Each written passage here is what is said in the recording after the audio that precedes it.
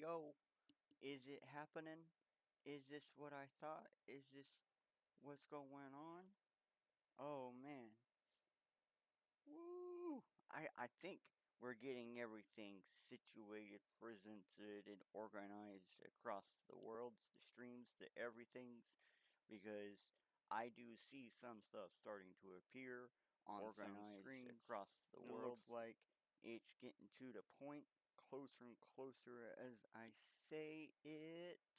Well, you know what's coming up next. Welcome to the show, everybody. I'm 3D, and I'm here to change your perspective on hopefully something. And if you saw the title, well, I'm basically asking, can anyone be an indie game developer? So, as of lately, the major game studios have been dying upon arrival, and I do mean their games. Um, Oftentimes, just from the trailer, the game is dead. And this has gone on for a few years, so major studios haven't been listening to players, but instead they're listening to the investors. So that's the thing I want to get you to change your perspective on, is that the major studios are not listening to the gamers or the players. They are listening only to investors. I want to make you understand how that is a true statement. This is caused by major titles and million-dollar IP showcasing luster lacking imagery and mechanics that people hope will be finished in a few years after release. And this, again, this has been going on for more than 2 years. So what are people doing? They're going to old and they're giving indie games more chances. So that's the other thing we want to talk about. Can anyone be an indie game developer? So I know there's a lot of people that watch this from all over, of all walks of life, and we try to figure out a way to where on almost any system, hopefully we have found a maker studio for you or something for you throughout this entire episode to be able to allow pretty much anybody, if you have something more powerful than a cell phone, and some of these I think could be done on a cell phone because we do have a couple that are browser only. Um, so does this mean anybody could be a game developer? I'm hoping to answer that question for you today. Now, if you're here and you're wondering what is next, it's pretty obvious. I'm trying to get the chat set up and jumped in, which means we're going to go ahead and let you know who sponsored today's episode. That's right. Shieldfolio has sponsored us in the network. Thank you again, Shieldfolio. Now, if you looking right up here, I got a QR right above my head somewhere. If you just go ahead and scan that QR, um, you can actually go to their website and grab yourself a Shieldfolio. And Shieldfolio is one of those books that allow you to put down all your secrets, you know, maybe people's addresses, information you might want to save, passwords to websites, things like that, but especially like maybe your crypto keys. And it is made of stone, so the pages are tear resistant, they don't want to fade, all this really handy stuff, water resistant. And so basically you got a book of secrets, a little black book, near indestructible is what I'm going to say. I don't think that's a true statement, near indestructible, but a little black book made of stone. I think I actually own one of these. I really do enjoy it. And so if you guys want to go ahead and get your hands on one of these, it's right there. Now, if you notice, there's a QR floating on the side with a Shield Folio S throughout the entire episode. So that means throughout this entire episode, you can just go ahead and click that, jump in, and grab yourself one today. So I want to go ahead and roll in the roll in before I continue on.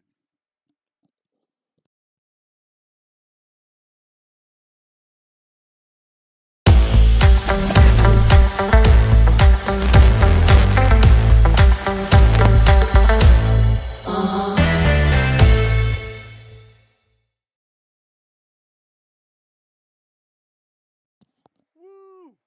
Heck yeah. Awesome sauce. Thank you again, Showfolio, for sponsoring us today and allowing us to do what we do as we do it and also keeping our secret secret. Now, as I'm misspelling visibility, um, so that way we can get chat up on board, hopefully without any hiccups. Um, that means if you're watching this anywhere, you can jump over to YouTube and drop into the chat, and it should pop up on the screen at any point in time, and you see the little heart, which means it's active. We got a pulse. All right. Oop, I hit the wrong sponsor button. There we go. All right, yeah, yeah. Okay, I'm a little disjointed. I'm sorry. I'm just happy to be here. Today's episode, like it kind of goes in with the last episode. And I did do this on purpose, where I kind of wanted to bring in some people who like gaming a little bit, because there's an opportunity, I believe, for anybody who thinks they might have a great story or anything they think might be a great game. I think this is their opportunity. And so let's start with the beginning. Um, Major studios are not listening to the gamers. I'm a gamer, and they're not listening to us, bro. So it's sort of what it seems. We're going to dive right into the problem, sort through the options, and see how indie game developer you might be able to do, or whatever, blah blah blah. So okay, backstory.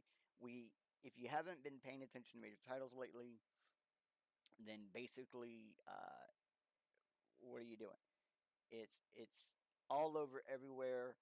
Um, they've just been like the mostly, I guess, the Western video games. You can see they have just been doing terrible, and that brings us into the very first spot in our adventure. So basically, the entire time we do this, we're gonna have a QR pop up like that. When those QRs pop up like that, you can go ahead and just scan it to follow along. That's while we're live or after the fact. It does not matter, for as long as these websites technically exist. So we're here at Eurogamer, and they said video game investment levels drop back to pre-COVID levels. So basically, there was a giant spike for COVID, and it has been now gone back down. So um, I think there's a lot of people who would disagree and agree when COVID was, or the period of COVID. I think some people would even say we're still in it. But for the gaming industry, COVID was like 2020 to the end of 2021, just before 2022, or maybe even March of 2022. That is what they call COVID era in the video game industry. That's when they had this huge boom, and now they're saying basically video games had that the investments have died back down. So, as noted by EA, DICE senior game designer, blah blah blah, who showed up a social media graph, investments in gaming surged to 14.78 billion in 2021, and then to 14.49 in 2022. However, 2023 is back down to 2.09, a seventh of the investment of the previous 2 years. So it's quite a bit of a dramatic drop. We've also seen earlier this week people being laid off of tons of studios. We've also seen other things, and I think that's just going to drive us right on to the next thing. Um, this investor gap. So it's a bit confusing, but we're going to read. Oh, what? Hello.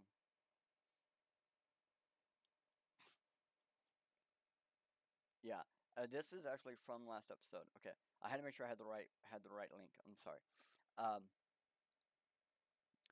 but as you go through this, if you actually want to go through here, you will basically see they are talking about using some trickery upon gamers. And I want to highlight this very quickly. So the section of mix evaluating what we know from testing and our own anecdotal experience and common community experience. How does EOMM govern FCOD experience over public matches? It's primarily designed to increase player retention. This will use your skill level primarily in recent matches to determine your base level in lobby for play sessions. Why does it primarily used for performance? Depending on your current mood, health, sleep, hygiene, blah blah blah, may over or underperform in skill. EOM wants to maximize how much you play in any current play session. If the play session ends abruptly, that's correlated to poor performance, its stats, it will cache out data, blah blah blah. But if it's correlated to something else, like you won 3 times in a row or something, it's going to do that too. So that's what it is. It affects skill level players, meaning you could actually get people who are really um, put into noob lobbies. We're talking about you have chances where high players can get put into a noob lobby in order to keep them. And you have people who are in mid range put into extremely hard matches in order to keep them, because some people will have they'll thrive over challenge, while others will thrive over slaughter.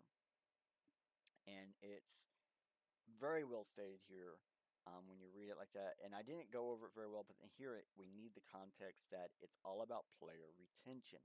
So that means there's something there that the game industries view valuable game retention, and especially if you're going to be locked into their service where they have a chance of selling something every couple of seconds. So we're going to go right into the next one, video game funding gap. This is okay. Why is there a funding gap? Well, we see that their minds are set on keeping your eyes there, but not actually putting things there that you want to look at. Um, and I think that's pretty much what this article is trying to get at, but it's a bit difficult uh, because let me just read who this is for. So it says uh, some person is a senior reporter specialized in investigating features about labor issues in the game industry as well as something else.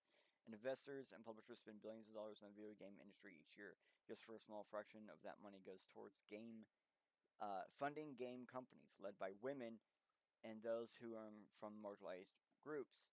So basically, this entire article is just for those people. Um, and that shows you right there what this entire article actually goes over is um, not enough women, not enough marginalized groups are in gaming, and that's because there's not enough games for it. Um, and then they basically say at the same time those games that do get made for them flop on arrival, and well, you can actually read why they claim it does that. Now, I don't think they directly say it. You just kind of got to read what they say because well, you'll see it as you read through it.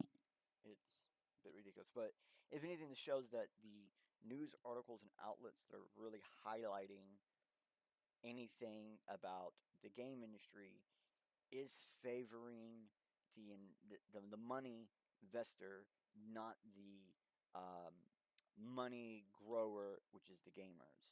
So, and the kind of peoples they're really targeting are bluntly said here multiple different times. And so we're going to go on.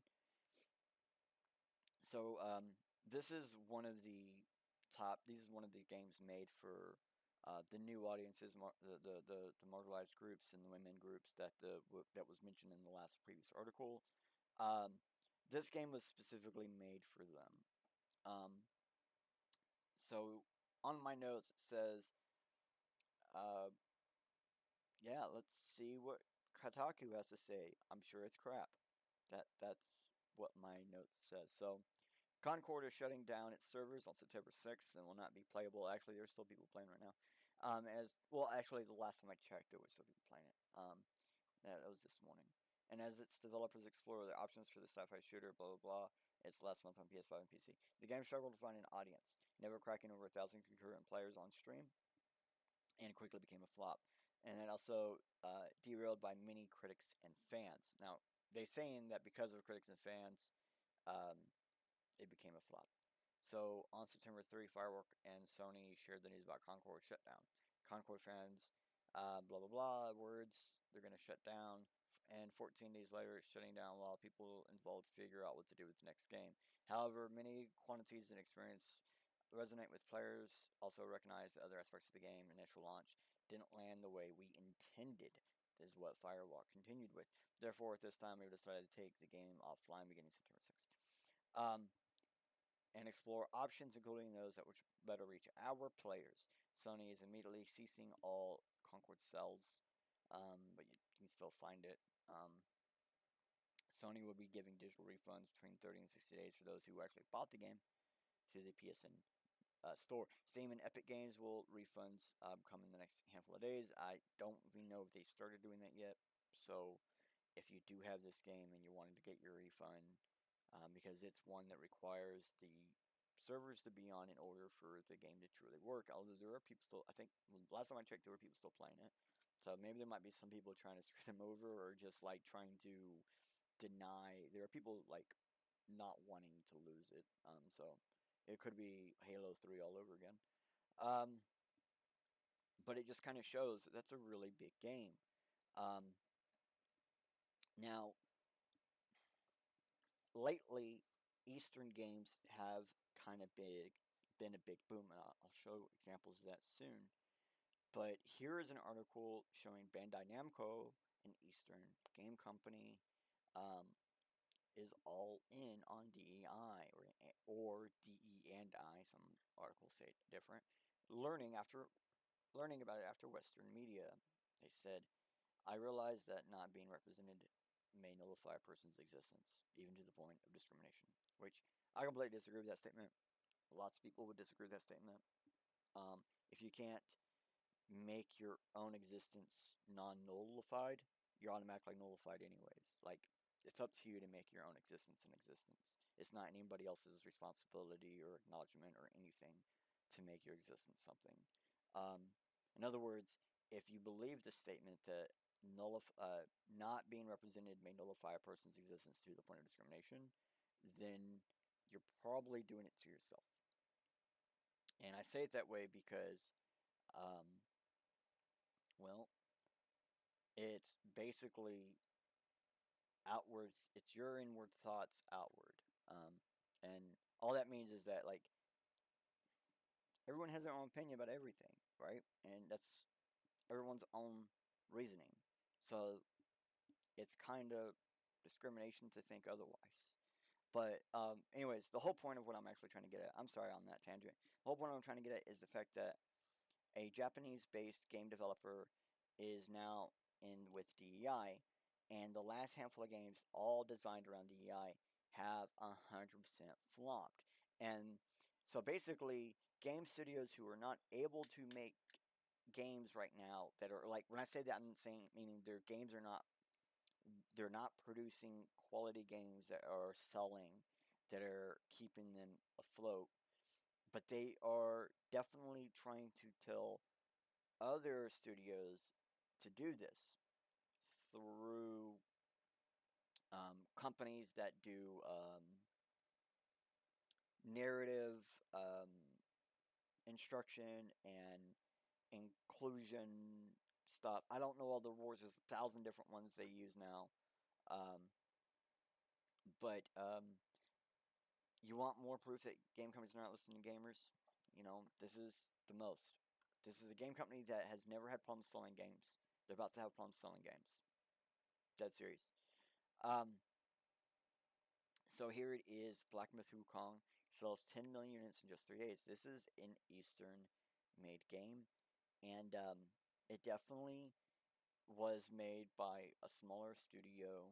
This was their first what they called like a AA or AAA title or something like that. Meaning it sold over 1 million units, and believe it or not, they got to a point where I believe they sold like over 12 million units within the first couple of weeks. Um, See, it launched August 20th this year, um, but they did have like this was actually released from the game studio that made this game, Game Science. 10 million units sold across all platforms, 3 million concurrent players across all platforms. Thanks to the players for your support and love. Have a great weekend. This was 21:30 BG time, August 23rd, 2024. Um, it blew everyone out of the water, not just because like it got so much love, or whatever, because it's a quality storyline, unchanged by new age things. It's the original style story stuff, and it's actually what people would say exactly what they kind of wanted. There's problems here and there, but not nearly as many. It's like it's playable, and that's something that a lot of games lately are not at release, like Western games. So we're gonna go on. So here is another example. Um, Basically, after Concord's flop, here's Sony's, a Japanese company, by the way, with their next big flop, supposedly. Now, keep in mind that Concord was produced technically by a Japanese company, Sony. I don't know if I can say this enough. All these companies who had never had problems selling games are starting to have problems selling games every time it's a DEI initiated game. After Concord gets shut down, gamers take aim at anti-capitalist fair games. Now, this is of that Park Place, and this is um, they're just basically highlighting the next game that has, or just from the trailer, has gotten tons of negative um, call. Basically, people are saying it. Here's a screenshot of the comments. You can actually feel Sony sweating nervously through the screen. $1 billion company makes a game about how rich people are bad. Eat the rich. Create a game as a service game with a seasonal battle pass and millions of microtransactions. I mean, it's like people are seeing right through the purple smoke. Let's say it that way. People are seeing right through it. Another Concord, the same fake Concord 2.0 about to. How many times do we have to teach you the same old lesson, old man? Witness, like it's pretty simple. People are not happy with the games being produced by a lot of these major studios, and these are some of the biggest flops. Um, Let me explain what that really means. So Concord, a video game estimated to cost between $50 million and $150 million to develop, went into a meeting and said, "Yes, this will sell our game. Let that sink in. A, money laundering. B, government-funded game. C, pure insanity for in Sony California headquarters." So this is a key point. Sony Californian headquarters made this game. So this is like one section of a bigger entity, the Japanese entity, that is actually hurting the entire entity. Um, this game was completely funded by, well, by I say completely, I mean like the game was completely funded to be produced, and one of its major funders was government. I believe it was multiple different government entities, but the actual government of like one country gave them money as well. And people think that this was actually used to launder money for the amount of money that went into this, but there's more to that, I think. If there was money laundering, it was labor launder. Um, Maybe. Because we have a little bit more information on Concord here, according to Forbes. Um, so, I mean, obviously, getting money upfront for the game that can take a decade to build means the game studios are actually making double the money. Think about it. They're getting funds raised to make every major title, and have been for at least 8 years, as it seems. And then they make the game without a debt, and just an investor to pay regularly. Even after the game stops earning money, then the studio earns money off of the sales to pay the investors. So again, they get all this money raised to build the game, to pay people to build the game, and instead of having a debt, they have an investor they have to pay back regularly. Okay, even if the game stops making money. So, in order to ensure the studio has money, they now sell the game for cash, which earns them money to pay back investors. So they earn a lot of money now, and they can pay back investors regularly, bringing it down. And then they'll make money again off of DLCs and all the microtransactions, and that should pay for the servers online to maintain them, pay people to maintain them, and also online DRMs because those are going to need servers as well. So those maintain continual costs, and major DLCs you hope can pay off your investors regularly again. You'll put money back into that fund to pay off them because you have to regularly pay them now that they've already invested. And it used to be games were made either with a debt, like people were putting in their time, effort, energy, hoping to get money paid back later, or they were taking a loan and having just like an interest to also pay back. So I think game companies are completely disarrayed of how they're formed, what they're doing, and why they're doing it. And it doesn't make any real sense, especially when you start looking at things like this. Um, Concord has possibly just 25,000 units sells. It's 25,000 units in sales, according to some analysts, based on extensive reports from IGN. It's tied to game's exceptionally low player count, which peaked under 700 on Steam and was the 147th most played game on PlayStation during its launch week. So you can see that those sales in actual charts. On Steam, you can see Concord had 38 players and was listed at 9,983rd when they wrote this, I guess. On PlayStation, after a lot of scrolling, you see it's 154th best-selling game on the platform. This is 12 days after its release, and the game is $40. So it was $40, not $67. So they were actually hoping to sell because they were going to undercut everybody else. But the other games are the same type of style, which those games, they take investors' money and they make regular output DLCs regularly, regular seasons, regular things, regular updates regularly to take regular amounts of money from people over and over and over and over, but it's free to actually get. Meaning anybody can jump in and play, but if you want to join in with the actual up to date stuff, you're going to have to pay. And so that's the model. Then this company is trying to take that model and use part of it, but it just seems like labor launder. They spent, oh, it was like 8 years. I think it says somewhere in here how much. Oh, anyways, so you can see where 25,000 units estimated to cost about $40. That's just $1 million in revenue. If you want to compare that to anything, let's say a PlayStation hit like Spider-Man 2, that game sold 11 million units and cost about $77 million. I mean, it got them $77 million in revenue. Okay, so the issue in Concord is not the same as small indie project. This one, the firework repeatedly took 6 to 8 years to develop, and the exact budget is unknown. Estimates around $100 million mark, but there is no firm source. Even half of that $49 million loss currently, with essentially no room for improvement. What they're saying is this cost them about $150 million. Even if they say it only costs $100 million, they still lost about half of that regardless. And let's just say that. Let's just say they only made $50 million. Okay, they took $50 million to make it. I mean, they only made $1 million back. And it took 6 to 8 years to develop. Most likely, what it really is they took something like maybe $100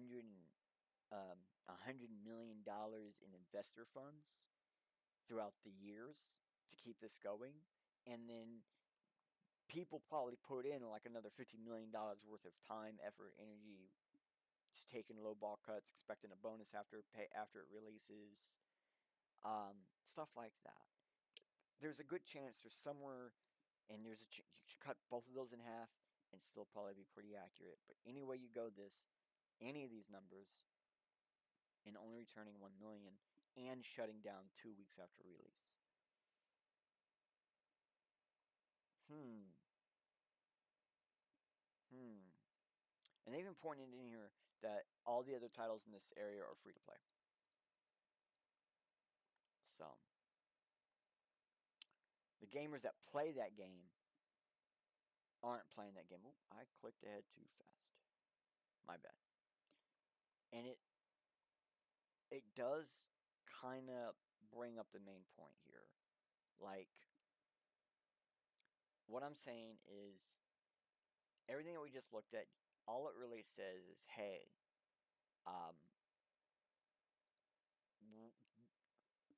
because of the way the Western game companies are set up, the way they're designed to earn money, their money revenue system, the way they flow, everything about them are completely ass backwards,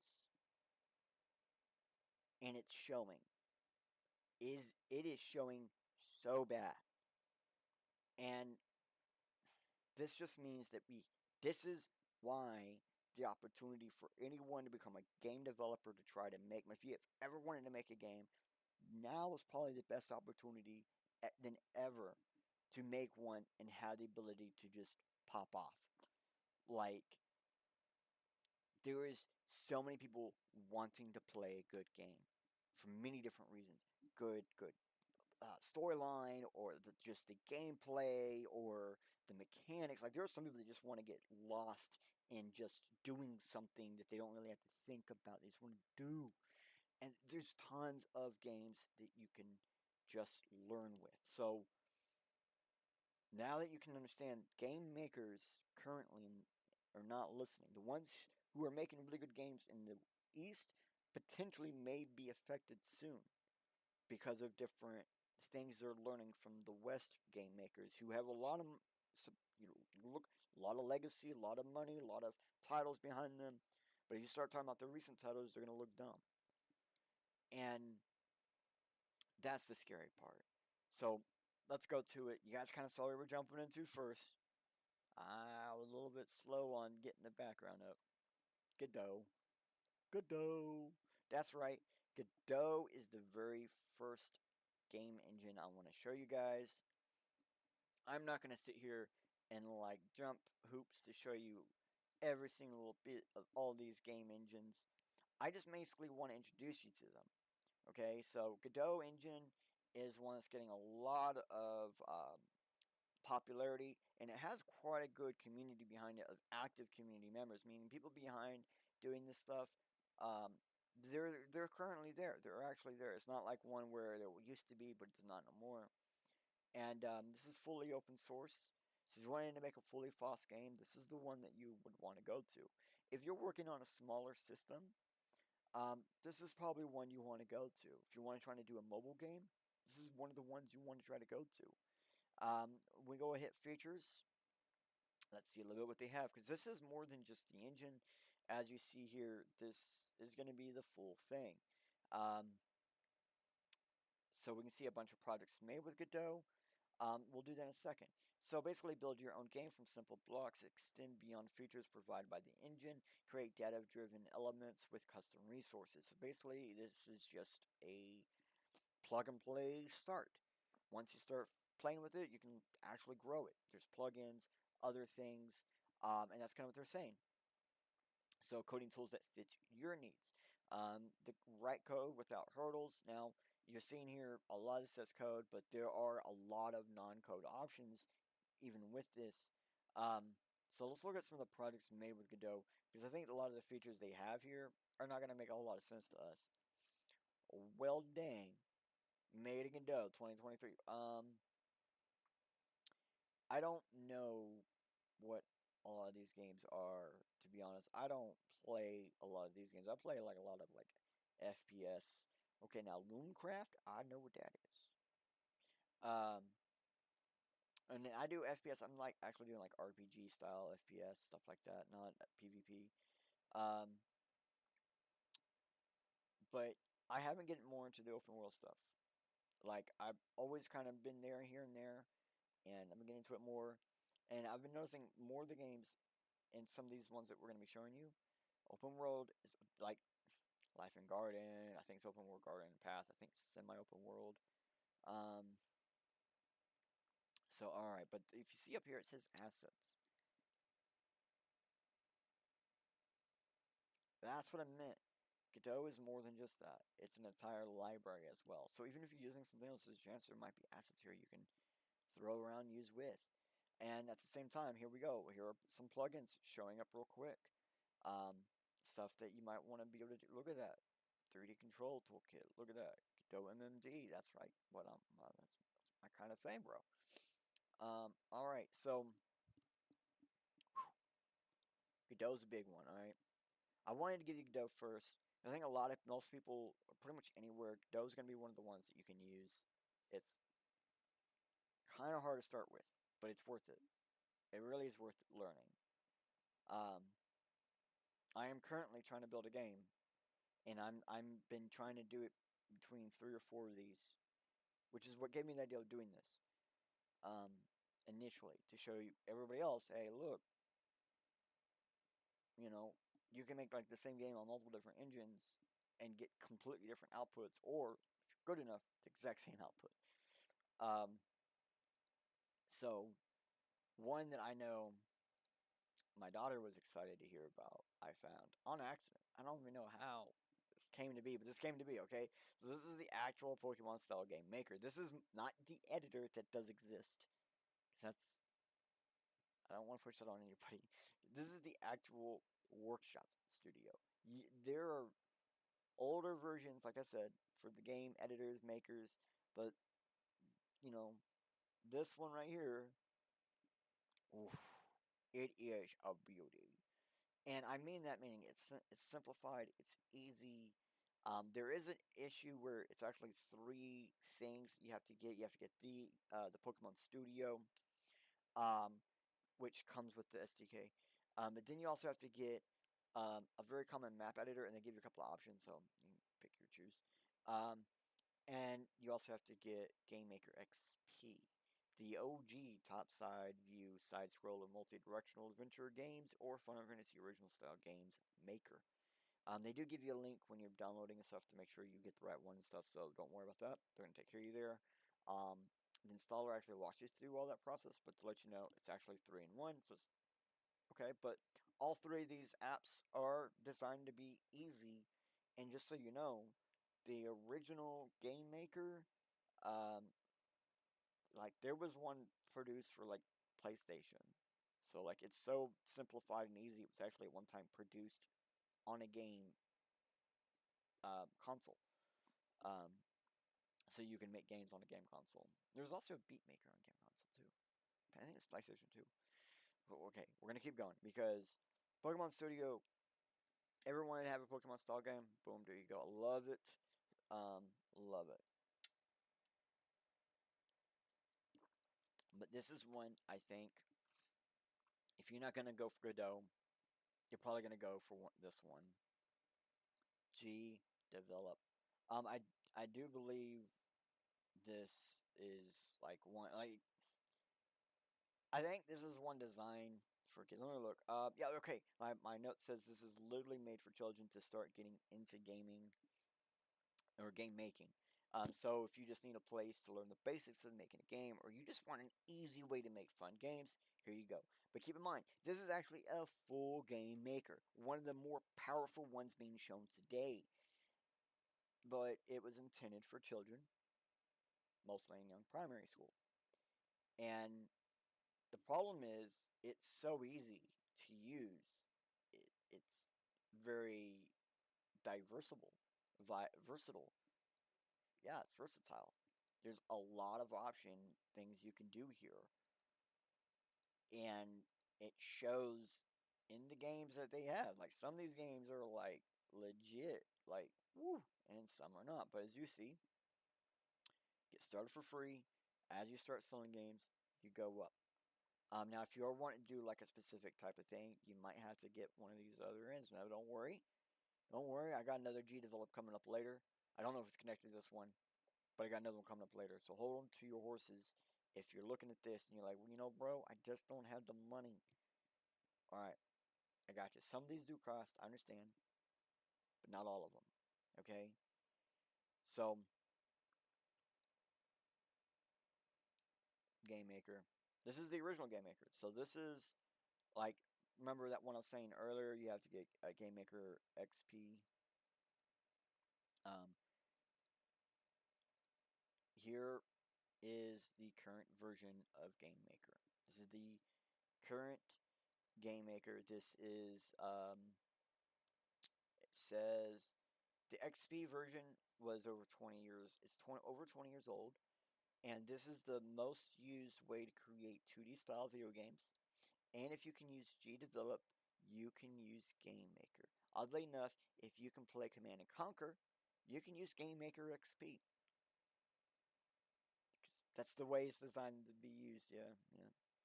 So this is designed literally for everyone. This is like the grown-up version of GDevelop, and that's kind of a good way to look at it. Like this is older than GDevelop. I think GDevelop looked at like Game Maker XP and stuff, and took calls from there maybe because these are so simple. And you see here they do have a completely free, but if you want to go pro, they have a way to help you out. And look, level up your development and release your games commercially. Must have for small and large studios alike. A release on major console platforms. Export your game. So like they have options within, and that's something we're going to get into here in a bit. Because one of the things that we're always going to be looking at is why are so many games being produced right now? Shit. But we have so many of these like indie games that's just like really good. Where's the disconnect? And I think the disconnect's down to the publishing. But let's go through some more of these makers real fast. Before we get into the publishing. Buildbox. Now Buildbox is one of the ones that used to be pay only, and it's one of the most pro version builders I know of. But this is like one, they do have a free version. I don't know what all allows you to be able to do. The fact that there was a free version made me go, oh wow. And you see here it comes preloaded with assets, has game wizards, interactive tutorials. And that's the part that I really liked about Gamebox when I first initially started trying to build my first video game. In case people are wondering, I built my first video game. Well, I edited my first video game. I think it was like Pearl um, was the game code. That's the code. In the game engine, I think it was just Perl. I think I was just running it directly off of the coding language. And eventually, someone had got a friend of mine had a copy of Buildbox, and I don't remember it actually had a different name at the time, and it was like a little black disc where it had a black diamond on it, and it's a little disc, and it changed my life. It changed my life. Um, because it was the first GUI editor I'd ever or maker I've ever used, and the fact that they had not interactive tutorials, but they did have tutorials, and they did have a couple of wizards, and it was those were what made it really easy for me. And you see here, Buildbox does have plug and play ad integration. They do have everything you need to figure out how to actually make money from your game. So this is more than just nothing. These are things these people want to help you make money so you can pay them. If that makes any sense.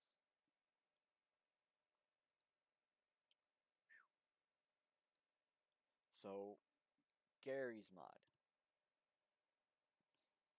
It's more commonly known as Gmod on Steam, and I don't really use Steam all that much. And this is a way to actually build. This is a way to pull. This is a play to build game engine inside of a game. So you play a game to build a game. It's just really fun. And it's insane. It was insanely popular for at least the last 20 years or so, and many classics were made here. So if you just wanting to have fun making like random ass games or whatever, this is a great place to go. Gary's Mod, Gmod, there you go. I ain't gonna go into it because most people probably has heard of Gmod or Gary's Mod.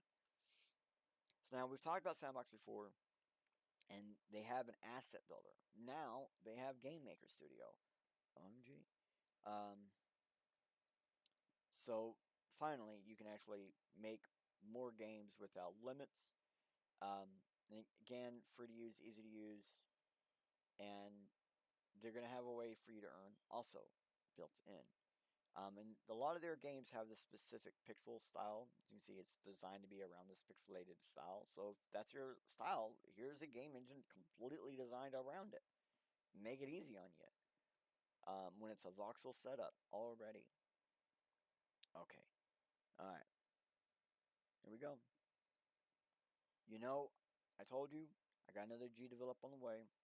Here you go. Here's a free GDevelop on browser. I don't know what all this will load on and whatnot. I just know that you can come in and pretty much start building free games pretty pretty simply. This is a great way to just get some experience behind some editors if you just wanting to get some figuring out if this is a thing for you maybe. You're like, I'm not sure. Okay. Then why not just go through a browser based system? Make it easy for you. You want to learn more information? They got free resources. Anybody who likes free resources, free learning, it's right here with G Developed. Now this is specifically editor.gdevelop.io. I don't know if this has any correlation to gdevelop specifically, but they have the same logo. Here is Construct. Not now. So Construct is an online game engine. Boom. They have asset store, they have everything you need, manuals, information, blogs, where to find them. Right here. Just jump in, get started, build something today. You're gonna have some kind of limitations. You're gonna have to do some learning. It is not as easy as some of the other ones we've seen. But it runs in the game browser, meaning you can do this on Linux, you should be able to do this on Windows, you should be able to do this on. I say you should be able to do this on Linux. I haven't actually tested on Linux. It should be able to work on Mac as well. So this will work on. I've gotten this to work on one of my tablets. So it was running super slow, it's taking forever, but it did load. Now I can't show you game engines and not show you the beast. Okay, this is one that's gonna cost you. I think they have like a way to like use it for free or something, but Unity, the #1 most used game creator probably ever to exist. And they have tons of expansions and things, and it's an entire hub now of stuff. Um, Creation, operations, growth. I mean, they got an entire tool list. Holy slaps! But yeah, it's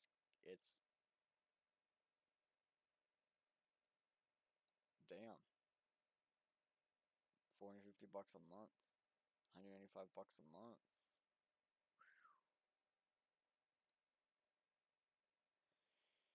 Whew, it's steep, yeah.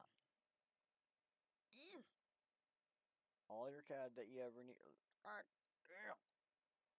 Now I see why game companies. I see why games were like costing so much. So you see why some games actually cost so much to make. If they're using a lot of like plugins, they're using a lot of pre-made stuff, they're going to be paying up the butt for those assets. And I think that's one of the key points to why and what Western game companies, why they're really flopping. They're using less and less completely custom stuff, and the stuff that is completely custom is being made by subpar people. So they just buying pre-made stuff made by even more subpar people. Then they're trying to have the not as subpar people upgrade the stuff they bought to fit the need. And to be honest, regular people like you is the kind of people they're hiring who just happen to have something they can show. Games they can say, hey, look, this works and runs.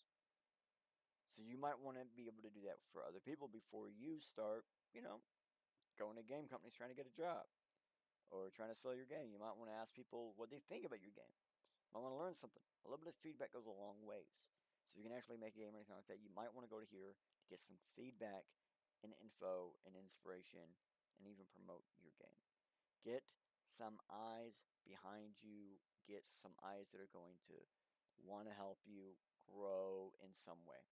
Normally, they want to see it get better, as in more people want to play it. So that's the right type of growth in my eye.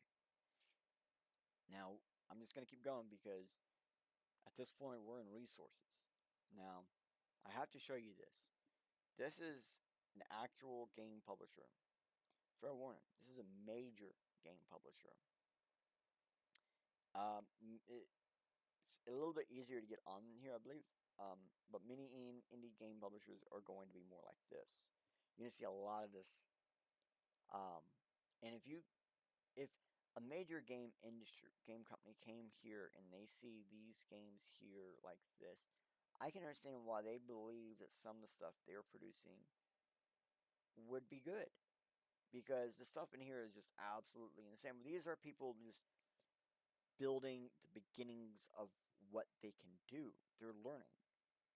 A lot of times they're not building like the next big whatever. They're just building something that's just fun and where they can try new things. Like you see this person's trying different asset mixtures and they're just trying. They're playing and they're having fun.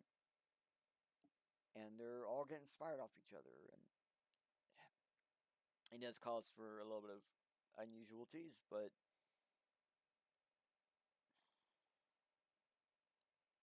these are free online games. And this is one of the top. As hard as that is. So, what are some of the best free games to play on here? Fruit Ninja, Jetpack Joyride, LOL Beans, Bob the Robber, Fireboy and Water Girl 6, Age of War. That's kind of a big title. Merge Cannon, Chicken Defense, Worms Zone, A Slithery Snake, Brawl Hero, and Battle Arena. Some of those I'm sure some of you might have even heard of. Yeah. Okay, so here's a studio where you can get a game published. You got a little flash game type game, you might be able to get published here. Okay. But thankfully, this itch.io exists. And as you can see here, they're all about helping you sell your indie game. Upload your indie game, design your games page, track your game, Flash, Java, Unity, HTML5. And you got a lot of options here. Host a sell. Itch.io, basically for all your small devs, this is going to be the place, automatically, probably the first place you need to drop your game. And that's the other thing is a lot of times you can get some of these, you can get a game somewhere and then you can get it published in more than one spot, depending on the situation of the game. For example, like a free-to-play title, you can put all over. So you might have a free-to-play title all over a bunch of different publishers in order to get them to go to your non-free-to-play titles that are on, you might have a couple on each platform. But you might want to just go somewhere that gets everywhere. And here you go. Google. They got you. A lot of you might want to be making mobile games. I don't know. But here you go. Here's how you can get your games on Google. Right here. I'm not going more over that. I'm just going to go straight to Steamworks. Yep. Even Steam has a way to get your games on Steam. You always wondered how people did it. This is how they did it. Right here. Think they can get you some eyes? I think they can get you some eyes. You can even manage against business right here from there. Look at all the magic they offer.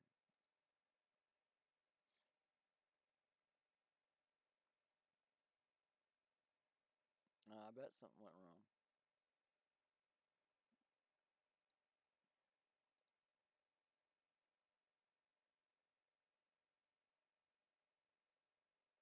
Alright, so Crazy Games. This is, I guess, more web style games or whatever, mobile games and things. But these guys, they got a very broad audience. And that's what I thought was a little bit unique with them. 23 languages, 35 million users. They can get, no matter where you're at, you can probably get on here to help you get moving. They even have an SDK. They have they have quite a bit of tools here, but not as many as some of the other ones we saw. But definitely, again, this is going to be more world friendly. And they do have some really good games published to them. But here, it would take a little bit more work to get through a company like here, or a studio like here. It would take a little bit more work on your end. But you might just get a little bit more notoriety globally through a company like Crazy Games. Now, Humble Games, if you recognize Humble Games, I'm sorry. If you don't recognize Humble Games, I'm sorry. They do have like good titles and stuff, but I think I don't. You know, you're just gonna have to come find it. If you see what you're seeing on screen, you're like, you know what, that flies with me. Signalis, then yeah, you might like. Let's just look at their recently announced games, like Signalis. In case you don't know, that's on lots of major titles. My son plays that game. Wow. They actually have a lot of really high end titles, top tier indie dev titles on major consoles like Signalis, um, Wizard of Legend. Well, oh my, I didn't realize they had those many games under their belt. So obviously, um, it might take some bit to get here, but if you get here, you know you got a really good chance to go somewhere. So we're gonna keep going. Pokey. If you didn't notice, one of the other ones mentioned Pokey earlier. These people did Subway Surfers and a bunch of other things. So really, these guys are another global one, um, and they do have a lot of uh, like fan base. They have people playing behind them, so and it's kind of easier to get games through here or whatever. So um, this might be like an easy one to start on just to get some quick gameplay. Seeing that people like your stuff, seeing that you can actually make something kind of fun.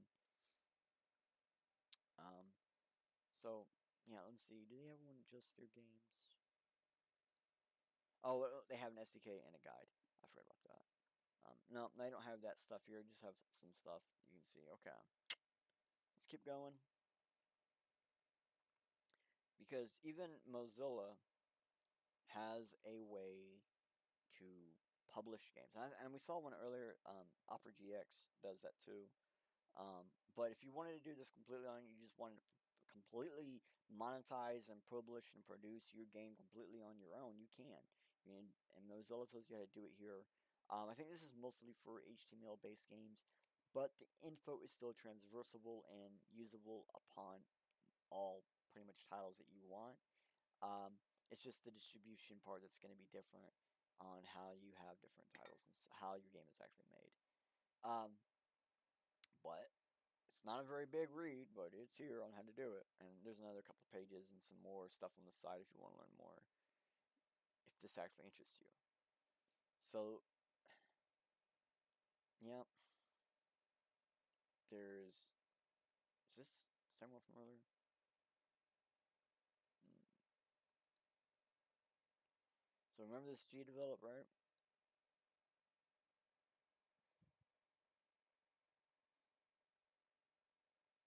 So I think this is the third one. Oh nope, nope. It's just oh yeah. They have three different game. My notes say this is they have three actual different. It seems like there's three different game makers that G Develop has, and I guess I was supposed to have a link to the third one, but it got mixed up with the first one. So my bad here. That's my mistake. Um, but G Develop apparently has a multitude of game makers, which is kind of cool if you think about it. There are some of these game studios and publishers that really want to, basically help you get your game out there. That they're willing to produce a multitude of these. Just like we showed the web browser one, we showed the one that's downloaded. This one was supposed to be one for mobile games. Oh, actually, as I scroll down, they actually have a spot later on that I'm going to show you real fast what I'm talking about. Yep. Actually, they do have it in here. It really is in here. So they do have the mobile game. I guess it's an all-in-one. So now they have two of them, I guess. But anyways, G Develop was really decent. Godot, really decent. Um, Build Box is really, really good. I know it's expensive, but it's really good. Um, and Sandbox is really fun. Okay, let's get back to what we were originally talking about. I mean, we wanted to show you three major things, okay? Major studios are not listening to players, and I think we showed you that from just showing the most recent flops, how much money, how much time it took, and the fact that they were technically not major studios. They were like the whole Wukong thing, but with a major studio backing them, unlike the Wukong thing, which was just them on their own, and they did better than everybody else. Um, I honestly believe that so much of it is down to just the Western games are not, they're over promising and underproducing, and they're not completely worried about who's making them, how they're making them, if they can make them, and they've been known to take on people who are not actual, like, they don't actually know what they're doing or anything, and allow them time to learn on the job. So some of these tactics that have always gotten new people in may not have always been the best going forward, which is why I think making your own games now, getting your games produced now, not through the major studios, it really does show you that anybody can be a game designer or indie game maker. And honestly, what game you want to make doesn't even matter. There's a way to make it. It's just a matter of finding the right studio or game engine that works for you and your game. But yeah, anyone can be a game maker now. And if Black Myth Wukong and other random titles have shown us, it is that with the internet becoming a smash hit is sometimes timing over ads and gameplay for fun over gameplay at all. Go out and build the game we want to play next, because if you can't rely on companies to do it for you, you got to do it yourself. And if you know as well as I do, we cannot rely on them to do it for us anymore.